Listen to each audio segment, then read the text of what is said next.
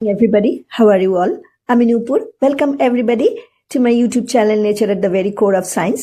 আমি চলে এসেছি কালকুটের লেখা কোথায় পাবো তারে সেই অমর বইখানি হাতে করে আপনাদের সঙ্গে পরবর্তী অংশ শেয়ার করার জন্য। আমরা আগের অংশে দেখেছিলাম মাহাতো চাচা এবং মাহাতো চাচি নারায়ণদার হোটেলে খাচ্ছে, বাবুকে নিয়ে গাজিও সেখানে এসেছে ভাতের আশায়। দেখি সামনে কি হয়। কিন্তু মাহাতো গিন্নির পাত পড়েছে এমন জায়গায় চোখ না পড়ে উপায় নেই। তার দিকে পিছন ফিরে বসবো তাতেও বিঘ্ন। চেয়ার টেবিলের ব্যবস্থা সেরকম নয়, অথচ ঘোমটা টানা লজ্জাবতী বউ বলে কথা। আনপুরুষের সামনে বসে খাই বা কি করে ভেবে একটু ঠেক খাই, সেই মুহূর্তেই আবার একটু লাল ঘোমটার ফাঁক। মধ্যঋতু আশ্বিনের ঢলঢল মুখখানি চকিতে দেখা যায়। শরতের দিঘি চোখের দৃষ্টি কোন দিকে বুঝে উঠবার আগেই দেখি বারেক ঝিলি খেনে ওঠে, আবার ঘোমটা আড়াল পড়ে যায়। দেখতে হবে না, নিশ্চয়ই নারায়ণ ঠাকুরকে দৃষ্টি হেনে ধমকাচ্ছে। মরণ, মিনসেকে এখানে বসতে দিচ্ছ কেন? সরে যাব ভাবতেই নারায়ণ ঠাকুর বলে, বসেন বাবু বসেন। ওদিক থেকে মাহাতোর গলাও শোনা যায়, বসি পড়েন মশাই, অনেক বেলা হলো। হ্যাঁ, আর দিককত নয়, বসি পড়েন বাবু। সামনের দরজায় দেখি গাজী বাইরের বারান্দায় বাঁশের খুঁটিতে হেলান দিয়ে বসে পড়েছে, একেবারে মুখোমুখি। সেও এক কথাই বলে, তবে মাহাতো গিন্নির মোটা দাগের দেশি কাজল মাখা চোখ দুটিতে যে ঝিলিখানা দেখলাম তার কারণ কি? যাই হোক, পথের মানুষ এসেছ ভোজনাগারে, খাবার পছন্দ হলে খাবে, চলে যাবে। তোমার অত কার্যকারণের খোঁজ কেন? সবাই যখন বলছে আসন নিয়ে নাও, তবে দাঁড়াও, অমন নগর চালে চেয়ার টেনে বসতে গেলে বসা যায় না।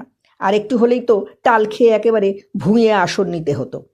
এ তো আর পালিশ করা ঘরের মেঝে নয়, ল্যাপা মোছা আছে বটে, তা বলে একটু এবড়ো খেবড়ো থাকবে না, বা দু একটা ছোটোখাটো গর্ত গার্তা থাকবে না, এমন হলফ কেউ করেনি।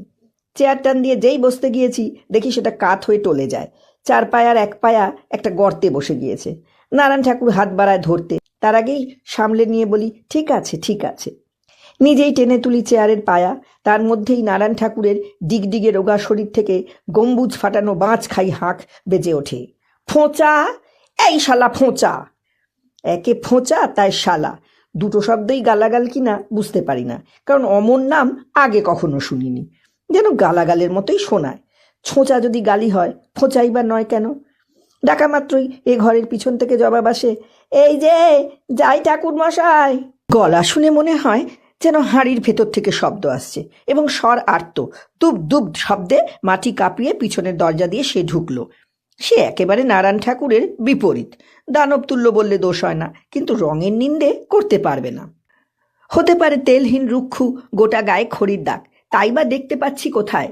লোমেই তো অনেকখানি ঢাকা, তবু রংটি বেশ ফর্সাই বলতে হবে। রোদে পুড়ে জলে ভিজে, কিংবা মহামায়া হিন্দু হোটেলের ধোঁয়ায় আগুনে পুরনো তামার পয়সার মতো হয়ে গিয়েছে। গায়ের লোম আর মাথার চুল, কালোর ভাঁজ কোথাও নেই। স্তব ভুরুর চুল পর্যন্ত পাটালি বর্ণ, একটু বেঁটে, তবে যেমন মাংস তেমনি পেশি। ডিগডিগে নারায়ণ ঠাকুরকে এক হাতে ডিগবাজি খাওয়াতে পারে, অথচ ছোট ছোট চোখ দুটি পিটপিটিয়ে এলো এমনভাবে যেন হাতির সামনে ব্যাঙ এসেছে। পরনের ময়লা কাপড়টা হাঁটুর ওপরেও 13 বিঘত তোলা। তাকে দেখা মাত্র নারায়ণ ঠাকুর আবার সেই পাঁজরা কাঁপিয়ে বাঁচ খাই গলায় বলে ওঠে, শালা, কতদিন না তোকে বলেছি মাটি এনে গর্তটা বুঝবি? এখন শোনো, হাতি করে চি চি, ব্যাঙে দেয় হাঁক। এ কি আজব দেশ, নাকি যেন সবকিছুতেই আজব খেলা, আজব মেলা, নাকি জগৎ জোড়া এমনই আজব ছড়ানো? নজর করলেই চোখে পড়ে, বেঠিকেতেই ঠিক, অমিলেতেই রং খোলে। ফোঁচা যেন অজগরের সামনে ছাগল ছানা। নারায়ণের দৃষ্টি ধরা হয়ে ভাঙা গলায় সরু সুতো কাটে, বুঝিয়েছিলাম তো। চপ চপরাও শালা। ঘর কাঁপানো ধমকে আমাকেই আবার চেয়ার ধরে টাল সাবলাতে হয় প্রায়, যেন দোদমা বোমা ফোটে। কি রেয়াজ দেখো, ওহে পান্থ, যদি চেয়ার ধরে টানতে গেলে তবে তা গর্তে কেন পড়ে? তাহলে তো চেয়ারের পায়া বলবে গর্ত কেন আছে, গর্ত বলবে ফোঁচা কেন বোঝায়নি, ফোঁচা তো জবাব দিয়েই আছে, বুঝিয়েছিলাম তো। সব আপদের গোড়া দেখছি খিদে কেন পায়। নারায়ণ ঠাকুরের গলা তখনও থামেনি। আবার মিছে কথা বলা হচ্ছে। তার রোগা রোগা হাত পা নাড়ার বহর দেখে সন্দেহ হয় চড়চাপড় বা পদাঘাত না পড়ে। তাতে অবাক হবার কিছু নেই, ফোঁচার ভাব দেখলে সেই রকমই মনে হয়। ইতিমধ্যে আর এক মূর্তি ভিতরের দরজায় উদয় হয়েছে। ময়লা ময়লা ডুরের শাড়ি, কালো কুলো বউটি। নজর তার নারায়ণ ঠাকুরের দিকে। মনও নিশ্চয়ই ঘটনায় নিবিষ্ট। হাতে ধরা কোলের ওপর ছেলে, মায়ের বুক সে ঢেকে রাখতে দেয়নি। একটিতে কচি থাবা রেখে আর একটিতে মুখ ডুবিয়ে শোষণ চলেছে, যাকে বলে গাই বাছুরের খেলা। মাহাতো এবার সামাল দেয়, যাক যেতে দাও ঠাকুর, ওসব পরে হবে। ঠাকুরের গোঁসা অত সহজে শান্ত হবার নয়। বলে, না দেখ মাতদ্দা, শালা আবার মুখের ওপর নিচে কথা বলে। এই কি গত্ত বুঝোবার লক্ষণ? শালা খাবে কাঁড়ি কাঁড়ি, কাজের বেলায় নেই। ওদিকে দেখো বাবুর আবার বউটি বছর বছর বিয়েই চলেছেন, এত ভার সইবে কে? মর্মান্তিক অভিযোগ, অপরাধ অশেষ। ফোঁচার সব দিকেতেই বেশি বেশি। শুধু নারায়ণ ঠাকুর কেন, সরকার বাহাদুরের পর্যন্ত ফোঁচাকে কোতল করা উচিত। এ যুগে যে দুটোতে আটন সাটন, সে দুটোতে এত বাহাদুরি দেখালে চলবে কেন? ভাববার অবকাশ মেলে না। হঠাৎ বন্ধ মুখের পাক খাওয়া অবাধ হাসির খিল খুলে যায়। প্রথম মাহাতো গিন্নির। বোধহয় নাক মুখ দিয়ে ভাত ছিটকে যায়, আঁচল খসে যায় ঘোমটায়। খিলখিল হাসিতে এমন একটা রাগী আর ভারী আসর কোথায় ভেসে যায়।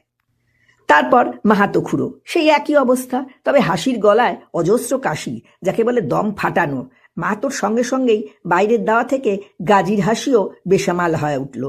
তিনের হাসি আর থামতেই চায় না। কেন? কেমন যেন একটু ধন্দ লাগানো হাসি, যেন তলায় তলায় কি রহস্যের স্রোত বয়ে যায়। আবার ওদিকে দেখো, এ যেন সেই কথাটাই, পড়ল কথা সবার মাঝে, যার কথা তার গায়ে বাজে। হাসির লহরা বেজে উঠতেই দরজায় দাঁড়ানো বউটি হঠাৎ অদৃশ্য। আর নারায়ণ ঠাকুরের অমন যে ব্রহ্মতেজের দবদপানি, তা যেন হঠাৎ কেমন হাসির ঝপটায় নিবু নিবু। ঝিমিয়ে পড়া মুখ একটু বিব্রত, তবু ধমকে দেয়, যদিও গলাতে আর সেজোর নেই। একটি নিটল খেউর করে বলে, আর দাঁড়িয়ে দাঁড়িয়ে সং দেখাতে হবে না, তাড়াতাড়ি ডিশ গেলাস বের করগে যা, টেবিলটা মুছে দিয়ে যা, বাবুকে খেতে দিতে হবে। বলে সে এক লহমা দাঁড়ায় না, কারুর দিকে তাকায় না, যেন দৌড় দিয়ে ভিতরের দরজায় অদৃশ্য হয়ে গেল। সেই সঙ্গে ফোঁচাও, আর তিনের হাসি আর একবার উচ্চ রোলে ঘর ভাসায়। কেন, ব্যাপার কি? এমন যেন একটা ভোজবাজির হাওয়া মনে হয়। ভাবতে ভাবতে চেয়ার টেনে সাবধানে বসি, তিনজনের দিকেই ঘুরে ফিরে তাকাই। মাহাতো গিন্নির সঙ্গে চোকাচোকি হতেই সে জিভ কেটে ঘোমটা টানে। পরপুরুষ না, বিড়ি খাওয়ার কথা এখন ভুলে যাও। গাজী হাসতে হাসতে বলে, জয় মুর্শেদ, কি ব্যাজ দেখো দিনি, কে দেয় শিং আরে কই চোর।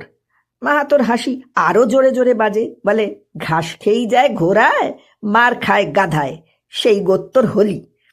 কর্তার কথা শুনে গিন্নি আর একবার খিলখিলিয়ে ছলকায়। আমি কার গলাতে ঝুলবো এখন, সখী গো মদন যে তহসিলদার ভারী। হাসিতে কাশিতে মিলিয়ে জবাব দেয় মাহাতো, কেন, গলায় ঝুলবার জন্য কোঁচাই তো আছে। এই যে বলি গেল, বউ বছর বছর বিয়ে, তো ফোঁচাকেই তো বাপ বলি ডাকে, ঠাকুরকে তো ডাকে না। আবার ঘর ভাসানো হাসি, রহস্যের বন্ধ মুখ যেন খুলি খুলি করে, ধন্দের ঘোর যেন কাটে। কিন্তু ধন্দের ঘোরে এতক্ষণ যদি বা মাহাতো আর গাজীর দিকে চোখ তুলে তাকাচ্ছিলাম, তার পারি না। কোথা থেকে লজ্জা আসে, রুচিতে বাঁধে, কোথায় যেন একটা দুর্নীতির কাঁটা উকিঝুঁকি দেয়। ব্যাপারটা ঘোরালো নিঃসন্দেহে, তবে মাহাতো আর গাজীর সঙ্গে এই আলাপের শরিক হতে চাই না, চেয়েও না, কেউ মাথার দিব্যি দেয়নি। তা বলে তুমি কারুর মুখে খিল দিতে পারো না। গাজী বলে, তার জো নেই, ছেলেগুলো কর্তা বলে ডাকে, বাপ বলি ডাকলে ওয়ার আবার মান যাবে যে। কি মরণ গ! কথা আসে ঘোমটার ভিতর থেকে, তারপরে হাসি। মাহাতো বলে, তা মন্দ কি বলো, ফোঁচাই ভালো আছে, মিনি মাগনায় এক পাল ছেলের বাপ হয়ে ঘুরি বেড়াচ্ছে। ঘোমটার ভিতর থেকে হাসির সঙ্গে আবার কথা আসে, আহ ছি, কি মুখ গ! গাজী হাহা করে হাসে। মাহাতো আবার বলে, কেন, আমার মুখের কি দোষ হলো? ওই হ্যাঁ গাজী, বলো না কেন, বউ তোমার ঘর করবি আর তার পেটের ছাওয়াল এসে বাপ বলবি আমাকে? আহ, দূর হ। মাহাতো গিন্নি শুধু ঝামটা দেয় না, কাজল কালো চোখ দেখিয়ে বিরক্তি হানে। যা বলবে তা বলো, আবার নিজেকে নিয়ে টানাটানি কেন? তাতে গিন্নির যে গায়ে লাগে। হ্যাঁ, আমিও মনে মনে বলি, এবার মাহাতো ক্ষান্ত দিক, এ প্রসঙ্গের মধুতে গাদ বড় বেশি, যত ঘষবে তত আঠা, জমলে আবার মাছিকে টেনে তোলা দেয়। কিন্তু আমি ভাবি, খেতে এসে একই রঙ্গ দেখি, হাটের মানুষ আসে চলে যায়, গোলপাতার এই ছাউনির তলায় সবাই দেখে এ এক ভোজনাগার, মহামায়া হিন্দু হোটেল, কিন্তু এক রূপেতে কত রূপ, এ যেন এক মঞ্চ, এখানে এক পালা, অন্য সময় আর এক পালা। এখন এই পালাতে পাঠ আলাদা, সাজগোজ ভূমিকা বিভাগ ভিন্ন। নতুন পালায় নতুন সাজ, তখন নতুন ধরাচূড়া, ভিন্ন চরিত্র। হাস্যে রহস্যে জানা গিয়েছে ওসব মহাজন পাচক ঠাকুর প্রেমিকার নাগর, দাসী প্রেমিকা। আর ফোঁচা আয়ান, সে আর কি করে। ভাবতে গিয়ে বুকের কাছে হঠাৎ কেমন ফিক লেগে যায়। চোখ পিটপিটানো, তামা রং সেই প্রকাণ্ড মুখখানি চোখের সামনে ভেসে ওঠে। ব্যথা কিছু ছিল কিনা দেখিনি, একটা অমানবিক অসহায়তা মুখ ভরেছিল। সে কি তখন ঘুমায়, নাকি এই নোনা গাঙের কুলে কুলে বাঁধে বাঁধে কোনো নিশির ডাকে ফেরে? কোন কুলেতে জন্ম তার, কোন দেশেতে বিয়ে, কোন ঘরের বালা তার ঘরণী হয়েছে? সেই ঘরণীর প্রাণের ঘরে কোথায় আছে তার ঠাঁই? এই জীবনের দরিয়া তার কোন প্রবাহে চলে? বৃথা জিজ্ঞাসা। কোন কাব্য পুরাণ কবে জবাব দিয়েছে আয়ান মন কথা? কে জানে ফোঁচার প্রাণের বউ সায়রে বউ কতখানি খেলে, সেখানে অনুভূতির বোধ কত গভীরে, কতটুকু তরঙ্গ ওঠে নাচে, কে জানে? কিছুই জানি না। সব প্রাণের কুলুপ টুকটুক করে খুলি, তেমন চাবি আমার হাতে নেই। দেখি মাত্র, রূপ দেখি। যে দেখাকে অরূপ বলে, সেই চেনাচিনি কোথায় আমার? চিনি বলে হাঁক দেব না, তাই কে জানে ফোঁচা নামক লোকটির প্রাণে ফুল কোথায় ফোটে, কোথায় ঝরে যায়। সেই যে লোকটি, কালো কেঁচোর মতো পৈতে গলায়, ডিগডিগে শরীর, হাসির মুখে যার তেজ নিবে যায়, বিব্রত হয় অন্তর্ধান করে সহসা। এখন তার রহস্য বুঝতে পারি। তাকে গাল দিতে পারলে মনের সব গোল মিটে যায়। কিংবা সেই কালোকুলো বউটি, যে দরজায় এসে দাঁড়িয়েছিল একটু আগে, কোলেতে যার ছেলে শশাগড়া ক্ষুধার ভাণ্ড খুলে দিয়ে ক্ষুধা মেটাচ্ছিল, যার চলে যাওয়া দেখে এখন বুঝতে পারি সেই ফোঁচার বউ। মনের গোল মিটিয়ে দুষতে পারি তাকেও, কিন্তু মন বলো, তাইতে কি মন সব সওয়াল জবাব শেষ? এ তো তোমার রূপের বিচার। অরূপ তুমি দেখলে না, না চিনে কার দোষ গাও? অরূপ থাকে সেই বিচিত্রে যার মুখোমুখি তুমি চিরদিন দাঁড়িয়ে। তোমার অপার বিস্ময়ের চোখে সুখে দুঃখের অকুলের ঢাল নেমে যায়। কোনো জবাব কোথাও উচ্চারিত হয়নি। চির জিজ্ঞাসা, চির নীরবতায় কেবল ঝিকিমিকি করেছে। আমি পথের মানুষ, একটু মাত্র ঠেক খাওয়া এই পথের ধারে। আমি নামহীনের মজুর, অচিনে খোঁজে ফিরে মানুষ। আমি কেন এসব ভাবি? বিচিত্র থাক তার বাহারে, আমি চলে যাব নিরুত্তর ঝিকিমিকি দেখে। তবে মাহাতো ক্ষান্ত কেন হবে? শুনি সে তখনও বলছে, একবার কি হলো জানো, ফোঁচাকে বললাম তোর ছেলে তো তিনটে, একটাকে আমাকে দে, আমি মানুষ করব। বেটা বলে কি জানো? বলে আচ্ছা, কর্তাকে জিজ্ঞাসা করব।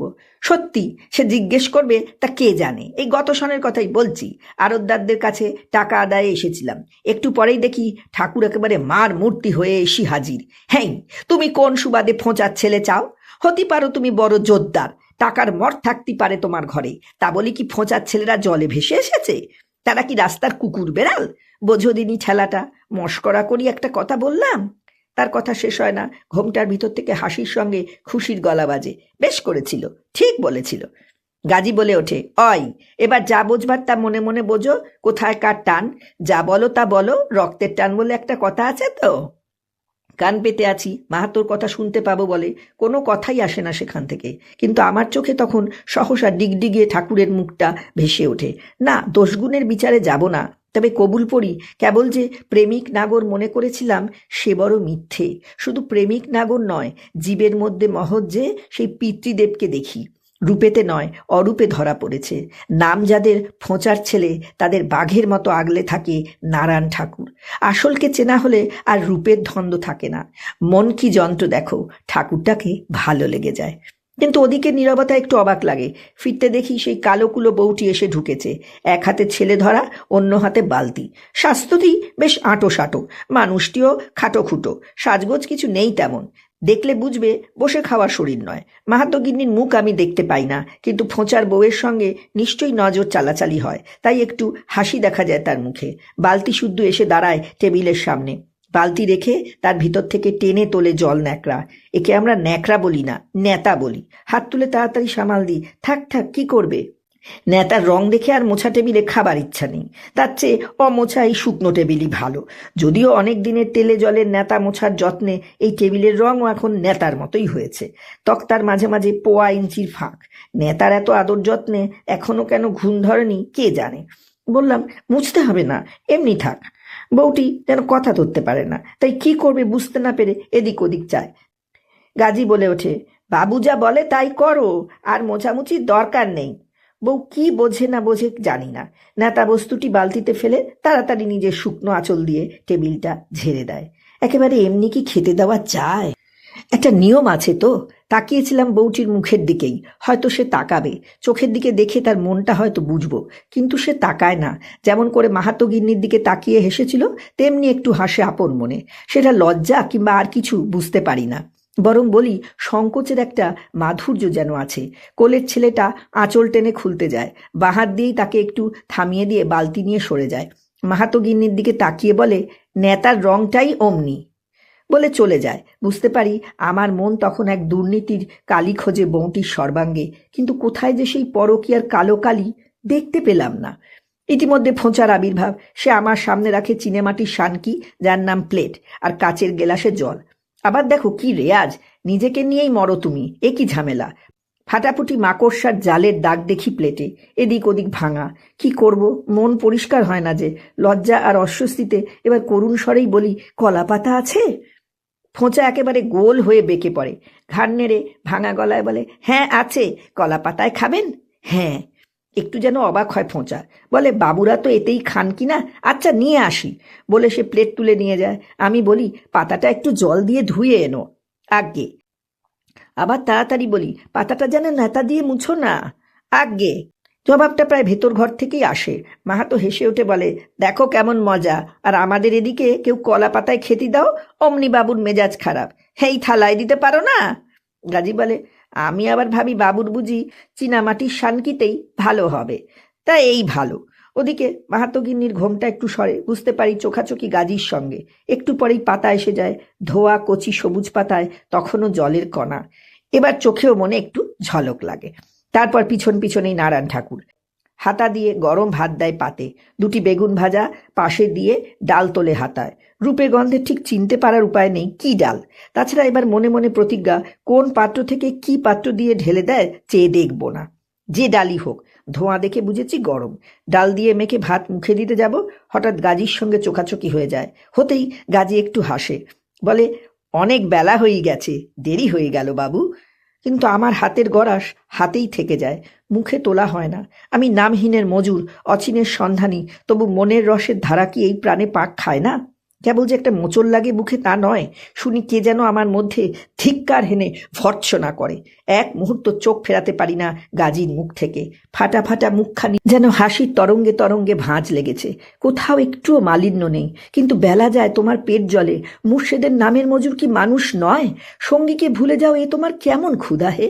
হাতের গড়াস পাতে নামিয়ে বলি, ওহে তুমি কি খাবে, ভাত না অন্য কিছু? এবার দেখো গাজীর আশি চোখে কেমন শিশুর লজ্জা ফোটে। তাড়াতাড়ি বলে, সে হবিক্ষণে বাবু, আগে আপনি দুটো সেবা করে নেন। কিন্তু যদি ঠিক দেখে থাকি, তার মুখের আলোয় হঠাৎ নয়ার ঝলক ফাঁকি যায়নি আমার চোখে। কেবল নিজের মহাপ্রাণীটিকেই দেখেছিলাম, এখন দেখি আর এক মহাপ্রাণীও আমার সামনে। এখন তার চোখ দুটি যেন অনুরাগে তরতরানো। বলি, তা হয় না, যা হবার তা একসঙ্গেই হোক। কি খাবে বলো? গাজী হাহা করে হাসে, বলে, বাবুর যে কথা, যা হবার তা একসঙ্গেই হোক। হাসি শুনে তার প্রাণের খুশি বুঝতে পারি। তার নজর ধরে, নজর করি মাহাতো গিন্নির দিকে। ঘোমটা কিছু সরানো, আবার চোখাচোখি হয়। কাজল কালো চোখের নজর এবার যেন একটু রকম বদলেছে। দৃষ্টি ফিরিয়ে নিতে একটু দেরি হয়। ভুল দেখি না ঠিক দেখি কে জানে, মাহাতো গিন্নির চোখেও যেন আমার গাজীর দৃষ্টি খেলে। তারপরে গাজীর দিকে ফিরে বলে, এখন আবার কি খাবে? চারদিক গরম গরম ভাতই খাও। ঘোমটা সোমটা যাই থাক, আওয়াজ ঠিকই দিয়ে যাচ্ছে। ওদিক থেকে মাহাতো বলে, হ্যাঁ, এত বেলা এখন কি আর মিষ্টি মাছটার পেট বোঝে? বলে নিজেই ডাকে, কই হে ঠাকুর, গাজীকেও ভাত দাও। গাজী বলে আমাকে, আপনি শুরু করেন বাবু।